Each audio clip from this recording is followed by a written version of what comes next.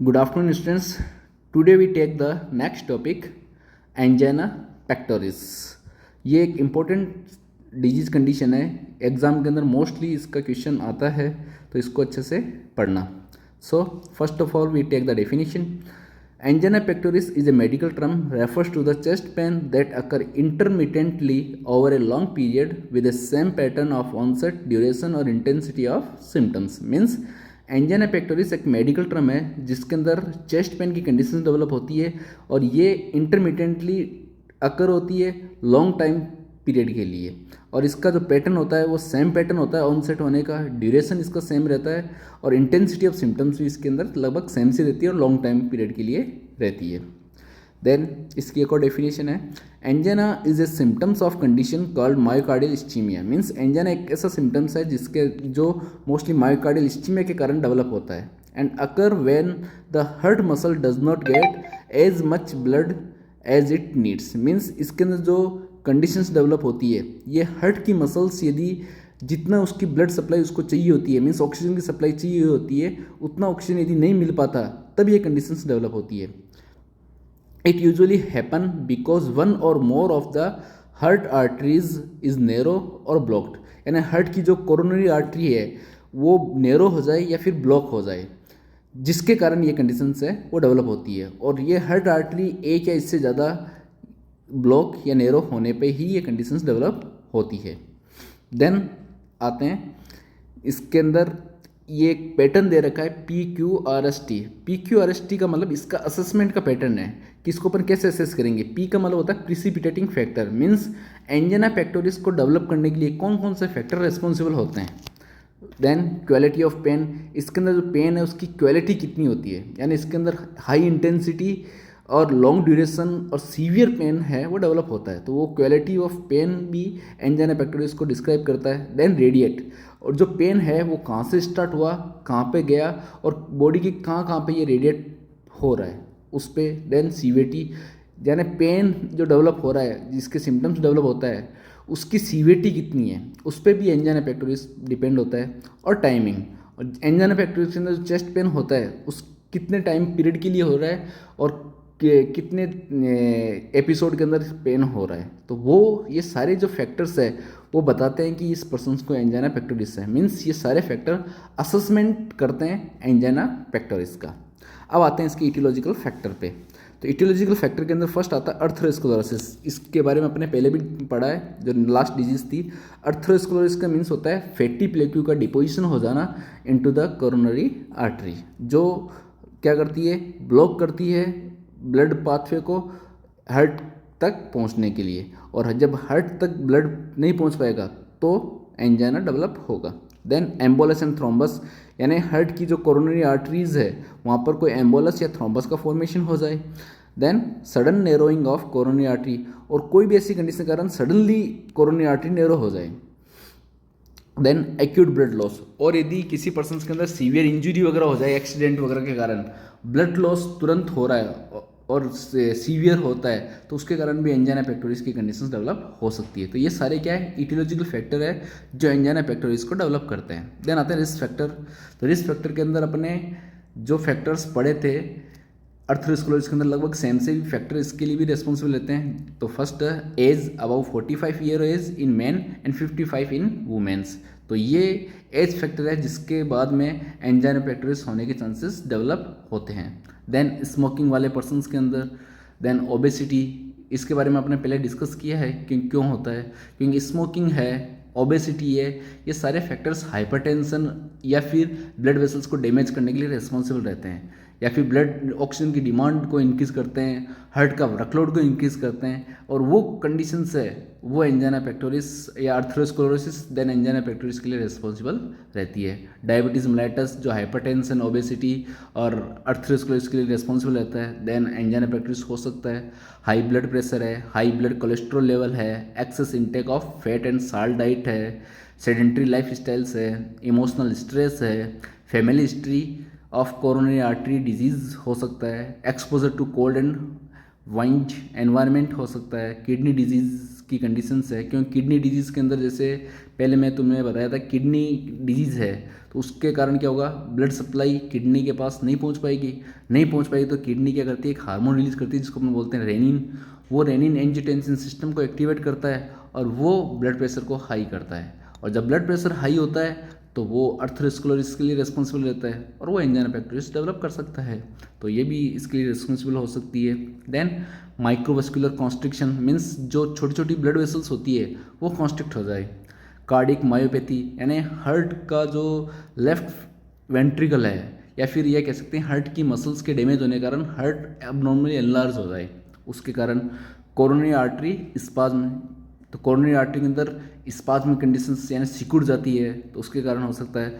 Pulmonary hypotension means जो pulmonary circulation है जो लंग्स से हार्ट की तरफ सर्कुलेट होता है वो वहाँ पे ब्लड प्रेशर डिक्रीज हो जाए, तो जब वहाँ पे ब्लड प्रेशर डिक्रीज होगा तो हार्ट के पास प्रॉपर्ली ब्लड सप्लाई नहीं हो पाएगी, तो कार्डिक आउटपुट रिड्यूस होगा तो हार्ट को भी ब्लड सप्लाई प्रॉपर्ली नहीं हो पाएगी, और वो कंडीशंस है वो हार्ट की मसल्स को डैमेज करके इस्चीमिया कॉज करके और एंजाइना पेक्टोरिस डेवलप कर सकती है। तो ये सारे क्या है, रिस्क फैक्टर्स है जो एंजाइना पेक्टोरिस के लिए रेस्पॉन्सिबल होते हैं।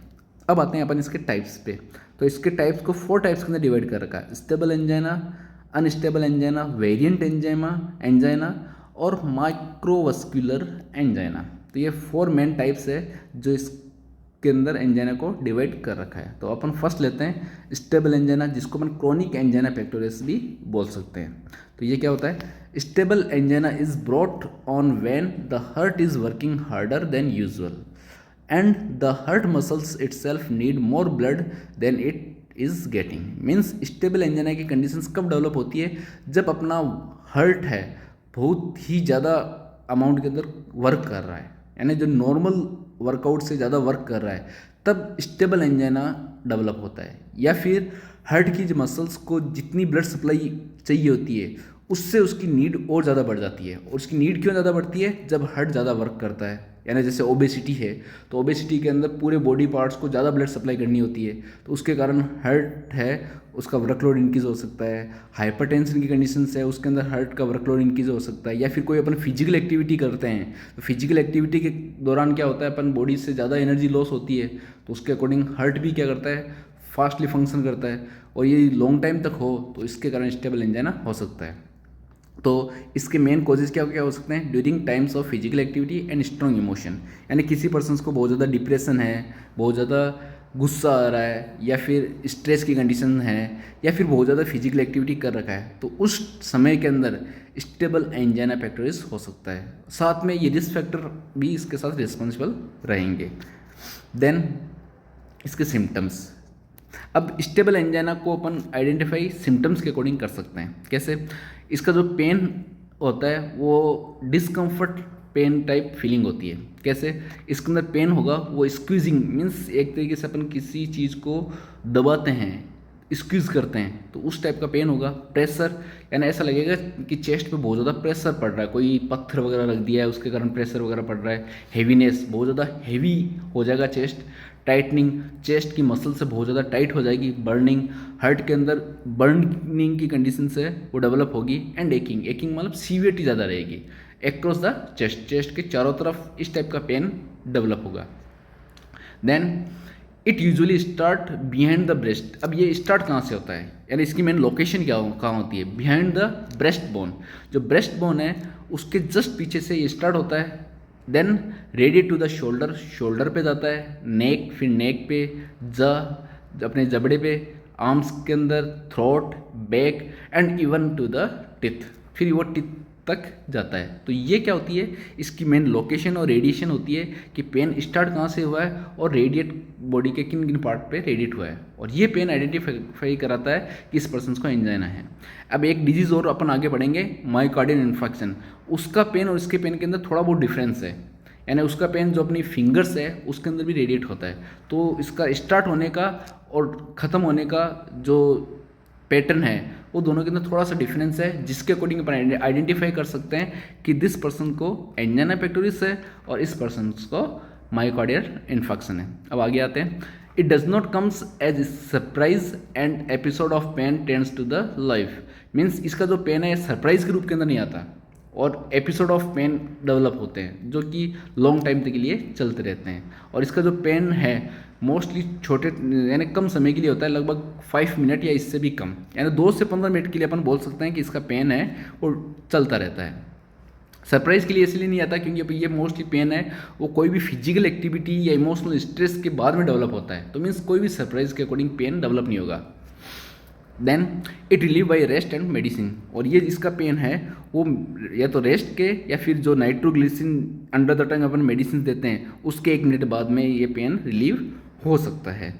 उसके बाद इट फील लाइक गैस और इंडाइजेशन, और अपन नॉर्मली इस चेस्ट पेन को गैस या फिर इंडाइजेशन का पेन भी बोल सकते हैं, यानी अपन को ऐसा लगता है कि अपन को कोई गैस बन गई है या इंडाइजेशन हो गया, इस टाइप की फीलिंग इसके अंदर होती है। तो ये क्या है, इसके सिम्टम्स है जो डेवलप होते हैं और इसी अकॉर्डिंग अपन स्टेबल एंजाइना को आइडेंटिफाई कर सकते हैं। देन आता है पॉसिबल ट्रिगर्स, कौन कौन से ट्रिगर्स है जो स्टेबल एंजाइना को लीड्स करते हैं। इमोशनल स्ट्रेस हो सकता है, exposure to the cold temperature, यानी एकदम से सर्दी से गर्मी में या गर्मी से सर्दी में गए तो उसके कारण ये पेन डेवलप हो सकता है। स्मोकिंग वाले पर्सन के अंदर, फिजिकल एक्सरसाइज यानी बहुत ज़्यादा फिजिकल एक्टिविटीज़ वगैरह हो रही है, tobacco use, consumption of heavy meal, sexual activities, stimulant like cocaine यानी कोकीन वगैरह का ज़्यादा कंटेन करने से ये स्टेबल एंजाइना डेवलप हो सकता है। तो ये ट्रिगर्स है जो स्टेबल एंजाइना को डेवलप कर सकते हैं। अब आते हैं सेकंड टाइप पे, अनस्टेबल, या फिर इसको अपन एक्यूट एंजाइना पेक्टोरिस बोल सकते हैं।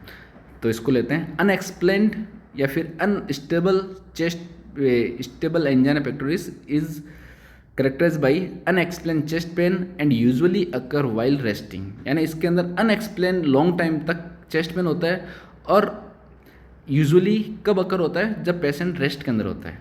तो the most common cause of is reduce blood flow to the heart muscles because of the coronary artery are narrow, यानी इसका जो मेन कारण क्या होता है, जो ब्लड सप्लाई है हार्ट मसल्स के पास वो रिड्यूस हो रही है। क्यों हो रही है, क्योंकि कोरोनरी आर्टरी के अंदर नैरोइंग या फिर ब्लॉकेज डेवलप हो रखा है।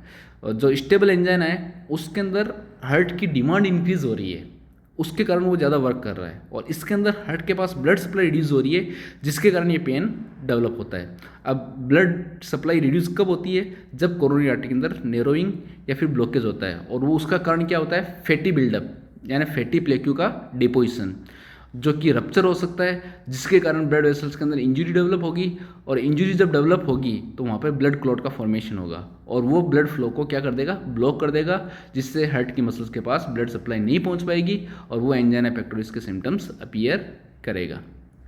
तो इस कारण ये कंडीशन डेवलप होती है। अब आते हैं इसके सिम्टम्स के अंदर। It occur while you may be resting और स्लीपिंग, यानी ये कब डेवलप होता है, जब आप रेस्ट और स्लीप कंडीशन के अंदर होते हो।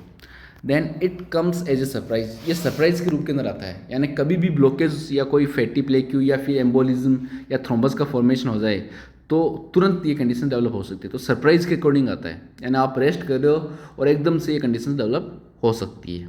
Then last longer than stable angina, यानी जो स्टेबल एंजाइना है इससे ज़्यादा लंबे समय तक इसके सिम्टम्स अपीयर रहते हैं, यानी 15 मिनट तक या फिर यानी 10 मिनट से लेके 15 या 20 मिनट तक इसके सिम्टम्स है वो रह सकते हैं। देन रेस्ट और medicine do not help to relieve it, यानी किसी भी टाइप का रेस्ट और मेडिसिन इस टाइप के पेन को रिलीफ नहीं कर सकते। 10 मिनट बाद इसका पेन अपने आप रिड्यूस हो सकता है। It can lead to the future heart attack, और ये फ्यूचर हार्ट अटैक को भी लीड करता है, यानी किसी पर्सन के अंदर इस टाइप का यदि पेन होता है और अनस्टेबल एंजाइना पेक्टोरिस होता है तो उसके लिए फ्यूचर हार्ट अटैक डेवलप हो सकता है। क्यों हो सकता है, क्योंकि हार्ट की मसल्स के अंदर ब्लॉकेज है और ब्लॉकेज धीरे धीरे बढ़ता बढ़ता क्या करता है, पूरी हार्ट की मसल्स को ब्लॉक कर देता है, सॉरी कोरोनरी आर्टरी को ब्लॉक कर देता है। और जब कोरोनरी आर्टरी पूरी तरीके से ब्लॉक होगी तो हार्ट के पास कंप्लीट ब्लड सप्लाई नहीं पहुंच पाएगी। एंजाइना पेक्टोरिस के अंदर क्या होता है, हार्ट की आर्टरी है वो कंप्लीटली ब्लॉक नहीं होकर ओकेजनली ब्लॉक होती है, तो इस कारण ब्लड सप्लाई होती है लेकिन बहुत ही मिनिमम अमाउंट के अंदर, तब चेस्ट पेन होगा, और कंप्लीटली ब्लॉक हो जाएगी तब हार्ट अटैक की कंडीशन डेवलप हो सकती है। तो इसीलिए ये फ्यूचर हार्ट अटैक को लीड करता है और इसी कारण इसको अपन प्री इन्फार्क्शन एंजाइना पेक्टोरिस भी बोल सकते हैं। इन दोनों के अंदर डिफरेंस भी कई बार पूछा जाता है, तो डिफरेंस भी देख लेना। देन थर्ड आता है वेरिएंट एंजाइना, जिसको अपन प्रिजमेंटल एंजाइना पेक्टोरिस भी बोल सकते हैं। Variant angina pectoris it almost always occur during the rest, यानी ये मोस्टली रेस्ट के टाइम ही अकर होता है और यूजुअली एट नाइट टाइम के अंदर होता है, but it only trigger by the exertion और इमोशनल स्ट्रेस। लेकिन ये कंडीशंस कब डेवलप होती है कि कोई भी एक्टिविटी या इमोशनल स्ट्रेस के ट्रिगर होने के बाद में। It mainly rare throughout the 100 cases, यानी बहुत 100 केसेस के अंदर कोई एक केस है जो इसका डेवलप हो सकता है, मतलब बहुत ही रेयर चांसेस के अंदर प्रिजमेंटल या वेरिएंट एंजाइना पेक्टोरिस डेवलप होता है। देन आता है इसके symptoms. Pain usually occur while resting and during the night and early morning hours. तो इसका पेन रेस्ट के टाइम, नाइट के टाइम या फिर अर्ली मॉर्निंग हॉर्स के अंदर होता है। Then it usually severe and it can be relieve by the taking medications. ये सीवियर होता है लेकिन मेडिकेशंस के बाद में इसको रिलीव कर सकते हैं। इसके बाद आता है microvascular angina pectoris. Microvascular angina pectoris है वो, इसको अपन एंजाइना सिंड्रोम बोल सकते हैं। Angina syndrome X is a type of angina where patient have chest pain due to the effect of heart smallest coronary artery blood vessels, यानी इसके अंदर जो माइक्रो ब्लड वेसल्स होती है उसके अंदर प्रॉब्लम डेवलप होने के कारण एंजाइना पेक्टोरिस डेवलप होता है। तो उसके अकॉर्डिंग अपन इसको माइक्रोवास्कुलर एंजाइना पेक्टोरिस बोल सकते हैं। बाकी ये सेम स्टेबल और अनस्टेबल की तरह होता है, लेकिन इसके अंदर microvascular angina, microvascular coronary arteries ए ब्लॉक होती है। अब आते हैं सिम्टम्स के अंदर। पेन में be more severe and last longer then other type, यानी जो बाकी 3 टाइप्स पड़े इससे भी ज़्यादा समय तक इसका पेन होता है और बहुत ज़्यादा सीवियर होता है। It may occur with shortness of breath, fatigue and lack of energy, और ये स्टार्ट होता है शॉर्टनेस ऑफ ब्रीथ, फटीग और लैक ऑफ एनर्जी से। इट सीक इमरजेंसी असिस्टेंस, और इसके अंदर पर्सनस को इमरजेंसी असिस्टेंस मीन्स तुरंत मेडिकल असिस्टेंस की ज़रूरत होती है, डॉक्टर्स की ज़रूरत पड़ती है। और नेक्स्ट आता है इसका PQRST असेसमेंट ऑफ एंजाइना। जैसे कि मैंने तुम्हें पहले भी बताया शुरुआत के अंदर, PQRST मीन्स एंजाइना का असेसमेंट के लिए precipitating factor, quality of pain, radiation of pain, severity और टाइमिंग। इससे अपन एंजाइना को असेस कर सकते हैं। अब आते हैं इसके अदर सिम्टम्स। अदर सिम्टम्स के अंदर इनडाइजेशन और चोकिंग और heavy sensation in upper chest, यानी जो अपर चेस्ट है उसके अंदर इनडाइजेशन की फीलिंग आएगी, हैवी सेंसेशन होगा और चोक, कोई जैसे कोई जाम हो वगैरह हो गया है, इस टाइप के कंडीशन डेवलप होगी। हार्ट बर्न होगा, वीकनेस हो जाएगी पेशेंट को, बहुत ज़्यादा पसीना आएगा, पेलोर एंड कामनेस, यानी शरीर के जो बॉडी पार्ट है वो पेल हो जाएंगे और कामनेस होगी। देन नोजिया वोमिटिंग के चांसेस रहेंगे और शॉर्टनेस ऑफ ब्रीथ के सिम्टम्स अपीयर होंगे। शॉर्टनेस ऑफ ब्रीथ क्यों होगा? क्योंकि ब्लड सप्लाई रिड्यूस हो रही है तो डिमांड बढ़ रही है, तो अपना लंग्स है वो एक्सेसिव अमाउंट के अंदर वर्क करेगा, तो इसी के लिए क्या होगा, शॉर्टनेस ऑफ ब्रीथ भी होगा। तो ये सिम्टम्स है, ये एंजाइना पेक्टोरिस के अंदर अपीयर होते हैं। फिर आता है इसका डायग्नोस्टिक इवैल्यूएशन। तो डायग्नोस्टिक इवैल्यूएशन के अंदर अपन यानी जो नेक्स्ट डिजीज आएगी मायोकार्डियल इन्फेक्शन, उसके सेम अपन लिख सकते हैं, लेकिन इसके अंदर जैसे अपन इसके अंदर डिस्कस करते हैं इसके डायग्नोस्टिक इवैल्यूएशन के अंदर चेस्ट पेन और क्लिनिकल हिस्ट्री अपन ले सकते हैं। देन नाइट्रोग्लिसरीन टेस्ट अपन कर सकते हैं, जो यानी यदि पेन रिलीफ हो रहा है नाइट्रोग्लिसरीन से तो मतलब एंजाइना पेक्टोरिस है। ब्लड टेस्ट के अंदर हीमोग्लोबिन अपन चेक कर सकते हैं। देन जो इसके कार्डियक मार्कर्स होते हैं जिसको अपन बोलते हैं CKMB या फिर क्रिएटिनिन काइनेज CK या ट्रोपोनिन I, यदि ये फाइंड आउट होते हैं अपने ब्लड टेस्ट के अंदर तो अपन पता लगा सकते हैं कि पर्सन्स को क्या है, एंजाइना पेक्टोरिस है। देन ECG से अपन पता लगा सकते हैं। देन रेडियो न्यूक्लियर इमेजिंग, जिसके अंदर क्या करते हैं अपन इमेजिंग लेते हैं हार्ट की, जिससे पता चल सकता है कि प्रॉब्लम कहाँ पे, कौन से कोरोनरी आर्टरी के अंदर है। कार्डियक कैथेटराइजेशन के अंदर अपन क्या करते हैं, एंजियोग्राफी करते हैं, कोरोनरी एंजियोग्राफी परफॉर्म करते हैं और उससे इसकी प्रेजेंस, लोकेशन और कहाँ पे ब्लॉकेज है उसका पता लगा सकते हैं। Then positron emission tomography PET, जिसके अंदर अपन इमेज लेते हैं बहुत सारी और उस इमेज से कहाँ पे प्रॉब्लम है, कौन सी आर्टरी के अंदर ब्लॉकेज है, स्टेनोसिस है, उसका अपन पता लगा सकते हैं। तो ये देन CT स्कैन है, यानी जो अपने पहले अर्थरोस्क्लेरोसिस के अंदर पढ़ी है वो सारी की सारी डायग्नोस्टिक इवैल्यूएशन अपन इसके अंदर भी परफॉर्म कर सकते हैं। अब आते हैं फार्माकोलॉजिकल ट्रीटमेंट के अंदर। फार्माकोलॉजिकल ट्रीटमेंट के अंदर अपन एंटी प्लेटलेट्स एजेंट्स जैसे कि एस्पिरिन प्रोवाइड करेंगे। एंटी प्लेटलेट्स एजेंट्स क्यों देंगे? क्योंकि इसके अंदर ब्लॉकेज होता है और ब्लॉकेज के टाइम प्लेटलेट्स का एग्रीगेशन होता है जो ब्लड क्लॉटिंग को बढ़ावा देता है। अब ब्लड क्लॉटिंग ना हो तो प्लेटलेट्स का एग्रीगेशन ना हो तो उसके लिए अपन एंटी प्लेटलेट्स एजेंट्स दे सकते हैं। देन एडिनोसिन डाइफॉस्फेट रिसेप्टर अपन प्रोवाइड करेंगे जो कि पर्सन्स के अंदर जो एंजाइना पेक्टोरिस के सिम्टम्स है या प्लेटलेट्स का एग्रीगेशन है इसको इनिबिट करने के लिए रिस्पॉन्सिबल रहेगा। तो इसके अंदर अपन प्लेविक्स मेडिकेशंस दे सकते हैं। नाइट्रोग्लिसिन अपन प्रोवाइड कर सकते हैं नाइट्रेट्स के अकॉर्डिंग। बीटा एंड्रोजेनिक ब्लॉकर्स अपन इसके अंदर पर्सन्स को दे सकते हैं। बीटा एंड्रोजेनिक ब्लॉकर्स का मेन फंक्शन क्या होगा, ये सिंपैथिक स्टिमुलेशन को इनिबिट करेगा, यानी ये डायरेक्ट कंडक्टिव सिस्टम के रिसेप्टर को ब्लॉक करता है जो कि हार्ट की मसल्स के अंदर प्रेजेंस रहते हैं, जिसके कारण पेन डेवलप नहीं होगा। तो अपन बीटा एंड्रोजेनिक ब्लॉकर्स भी दे सकते हैं जिसके अंदर प्रोप्रानोल अपन प्रोवाइड करते हैं। कैल्शियम चैनल ब्लॉकर अपन प्रोवाइड करते हैं। ये क्या करता है, ये जो कैल्शियम की मूवमेंट होती है इसको इनिबिट करता है हार्ट मसल्स और कोरोनरी वेसल्स के अंदर, जिसके कारण वहाँ पे वैसोडाइलेशन को प्रमोट होगा और कोरोनरी आर्टरी स्पाज्म में उससे प्रिवेंट कर सकते हैं। यानी कैल्शियम चैनल ब्लॉकर है वो कैल्शियम की मूवमेंट को इनिबिट करेगा हार्ट की मसल्स के अंदर या फिर कोरोनरी वेसल्स के अंदर, जिसके कारण वैसोडाइलेशन क्या होगा, प्रमोट होगा, मीन्स वेसल्स डायलेट हो जाएगी। और जब वेसल्स डायलेट हो जाएगी तो कोरोनरी आर्टरी के अंदर स्पाज्म है उसको अपन प्रिवेंट कर सकते हैं। तो कैल्शियम चैनल ब्लॉकर्स वहाँ पे फंक्शन करेगा। फिर आता है एसई इनिबिटर्स। तो ये अपन कोई किडनी के पास ब्लड सप्लाई यानी जो रेनिन एंजियोटेंसिन सिस्टम है उसके एक्टिवेट होने के कारण ये अपन प्रोवाइड करते हैं। ये भी क्या करता है, जो वस्कुलर एंडोथेलियम है इसको रीमॉडलिंग प्रोवाइड करता है और ये एंजाइना की रिस्क को रिड्यूस भी करता है। तो ऐसी इनिबिटर्स में अपन कैप्टोप्रिल अपन प्रोवाइड कर सकते हैं। हिपेरिन अपन देंगे क्योंकि ये एंटी प्लेटलेट्स एजेंट्स होते हैं, तो हिपेरिन वगैरह अपन थ्रोम्बस फॉर्मेशन को इनिबिट करने के लिए अपन दे सकते हैं। देन ओपोइड एनाल्जेसिक मॉर्फिन अपन देते हैं क्योंकि सीवियर चेस्ट पेन होता है तो ओपोइड एनाल्जेसिक की ज़रूरत होती है। देन फाइब्रोलाइटिक थेरेपी जो अपन मोस्टली यूज कर सकते हैं। फाइब्रोलाइटिक थेरेपी से अपन इसके चेस्ट पेन को अपन रिड्यूस कर सकते हैं। तो ये सारे सिम्टम्स अपन इसके अंदर मेडिकेशन है वो अपन इसके अंदर प्रोवाइड कर सकते हैं। इसके साथ साथ फॉलिक एसिड है, बी कॉम्प्लेक्स विटामिन्स है, वो भी अपन दे सकते हैं। वो क्या करते हैं, जैसे कि इसके अंदर होमोसिस्टिन लेवल क्या होता है, इंक्रीज़ हो जाता है। तो ये होमोसिस्टिन लेवल को डिक्रीज़ करने के लिए रेस्पॉन्सिबल रहता है। अब आता है यदि क्रोनिक एंजाइना है तो उसके लिए अपन क्या क्या मेडिकेशन देंगे। तो इसके अंदर ABCDEF के अकॉर्डिंग मेडिकेशन लिख रखा है।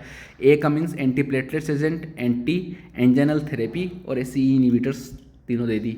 बी में बीटा एंड्रोजेनिक ब्लॉकर्स या फिर बीपी को मेंटेन करना है। सी का मतलब सिगरेट स्मोकिंग को कंट्रोल करना है, कोलेस्ट्रॉल को कंट्रोल करना है।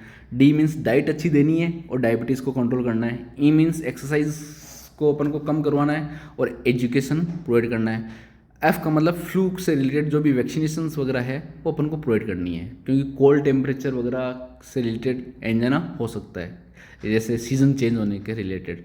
तो ये क्रोनिक एंजाइना को अपन ABCDEF से अपन रिलीव कर सकते हैं।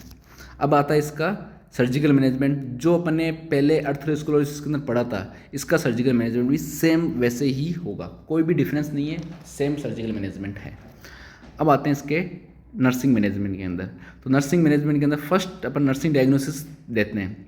ये जो नर्सिंग डायग्नोसिस है ये अपन MI के अंदर भी बना सकते हैं, एंजाइना में भी बना सकते हैं और अर्थरोस्क्लेरोसिस के अंदर भी बना सकते हैं। तो इसके फर्स्ट क्या है, chest pain related to the imbalance oxygen supply and demand. Secondary to the reduce coronary blood flow myocardial ischaemia. Means chest pain condition होती है किससे रिलेटेड होती है, इम्बैलेंस ऑक्सीजन सप्लाई और डिमांड, यानी ऑक्सीजन सप्लाई कितनी चाहिए होती है, हो रही है, और डिमांड कितनी है, क्योंकि इसके अंदर हार्ट की मायोकार्डियल डिमांड बढ़ती है और ऑक्सीजन सप्लाई रिड्यूस होती है या फिर उतनी रहती है। तो उसके कारण इम्बैलेंस होता है और इम्बैलेंस का मेन कारण होता है reduce coronary blood flow to the myocardial ischaemia.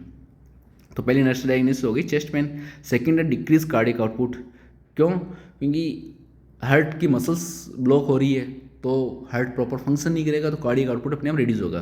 तो decrease cardiac output related to the reduce preload, afterload and decrease cardiac contractility and heart rate, यानी हार्ट रेट के डिक्रीज होने के कारण कार्डियक कॉन्ट्रैक्टिलिटी मतलब cardia जो heart है वो कॉन्ट्रैक्ट नहीं हो पा रहा है, मायोकार्डियल मसल्स के डैमेज होने के कारण, तो उसके कारण कार्डियक आउटपुट क्या हो रहा है, रिड्यूस हो रहा है। तो सेकंड नर्सिंग डायग्नोसिस अपन उससे रिलेटेड बना सकते हैं। थर्ड है impaired gas exchange related to the ineffective breathing pattern and fluid overload from the left ventricular dysfunction, यानी गैस एक्सचेंज इम्पेयर्ड होगा। क्यों होगा? क्योंकि लेफ्ट वेंट्रिकल फंक्शन नहीं करेगा मसल्स, जो मायोकार्डियल मसल्स के डैमेज होने के कारण। मोस्टली मायोकार्डियल मसल्स है वो लेफ्ट वेंट्रिकल को कवर करती है।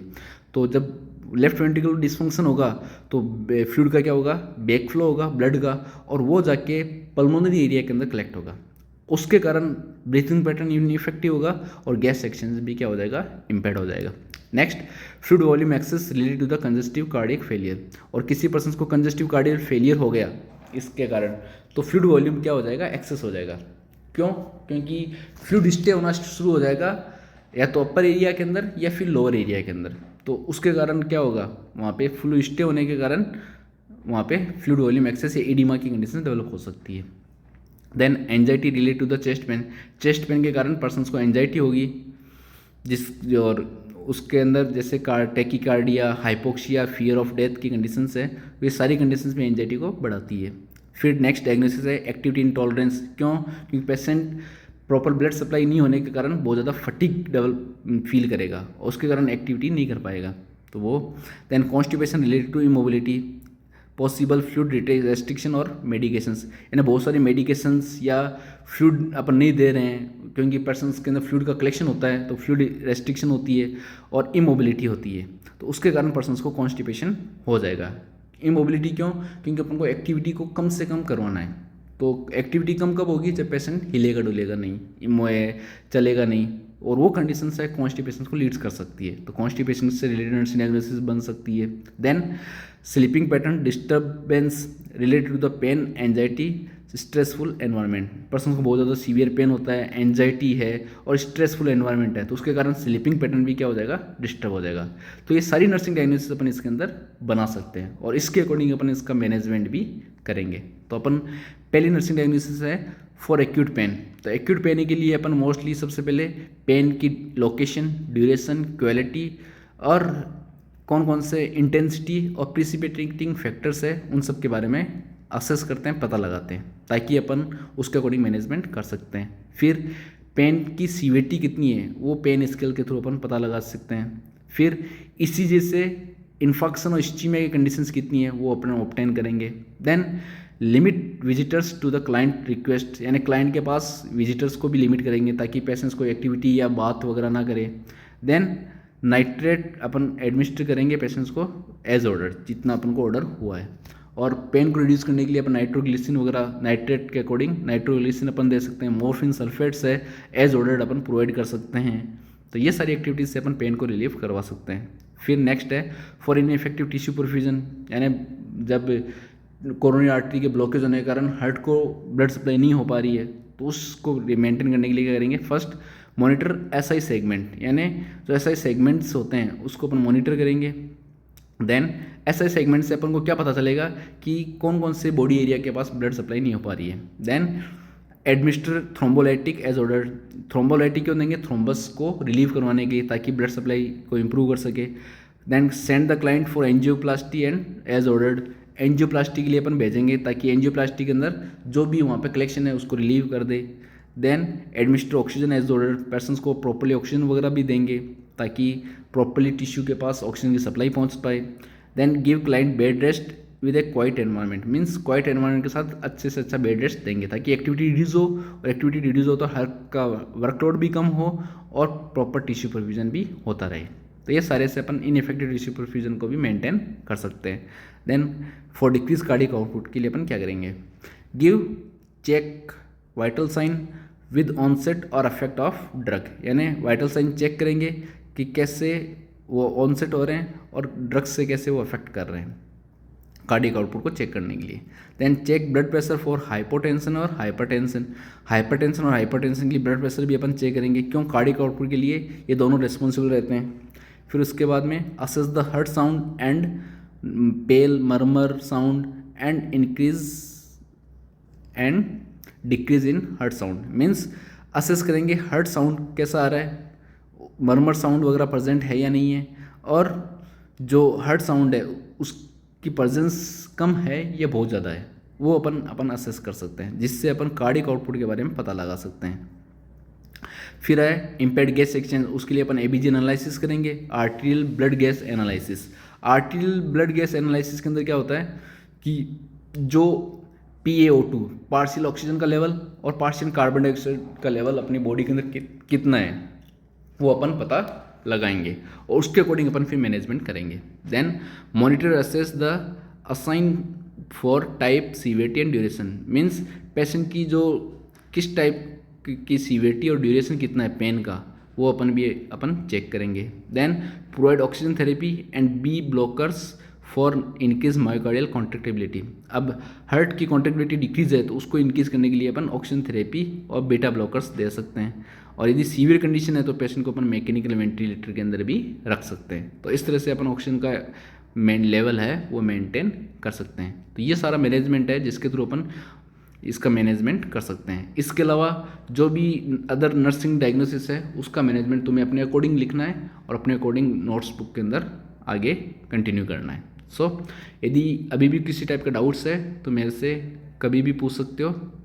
So thank you.